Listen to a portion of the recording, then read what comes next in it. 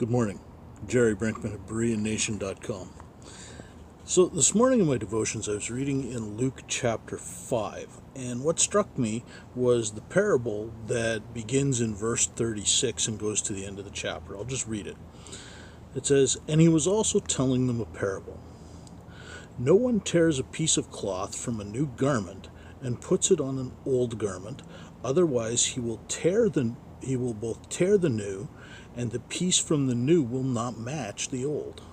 Verse 37, "And no one puts new wine into old wineskins, otherwise the new wine will burst, and the skins will be..." Let me try that again. "And no one puts new wine into old wineskins, otherwise the new wine will burst the skins, and it will be spilled out, and the skins will be ruined. But new wine must be put into fresh wineskins, and no one, after drinking old wine, wishes for new, for he says, 'The old is good enough.'" And I've often wondered what that parable meant, and I'm beginning to get sort of the idea of what the Lord was talking about when he told that parable. New wine requires new wineskins because the new wine will produce off gases, and that will cause the wineskins to swell. And if you have an old wineskin that's already stretched out, it's actually going to burst, and both the wineskin and the wine will be wasted. And I began to think about what could that possibly mean. And it dawned on me.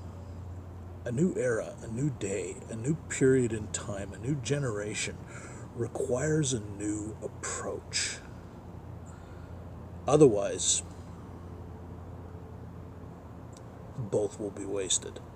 The problem is that no one wants to change the approach they're already using. The old's good enough. And perhaps you recognize the symptoms in your place of fellowship. It's usually marked by the phrase, "We've never done it that way before." It's kind of old school thinking. And old school is good for old folks, I guess. But new challenges will require the church to adapt its approach. New wineskins. So, what about our approach to preaching the gospel? Well, what has always worked before? Well, open air preaching, 2x2 witnessing. And I'm not saying we need to give that up, because they still have their purposes and they still have their uses. But are there other ways that we could share? And I have no ideas, and I guess I'm asking for some. If you can get a hold of me by email through the BereanNation.com website. But what do? Well, I think that's what we do. We need to brainstorm. We need to figure out how to reach the lost. Why? Well, because they're lost. And because it's the will of God. The scripture says, "Go and preach the gospel." So, that's just my own little less than 5-minute opinion on this parable. A new day requires a new approach, or both the day and the approach will be wasted. I'm Gerry Brinkman. This is BereanNation.com.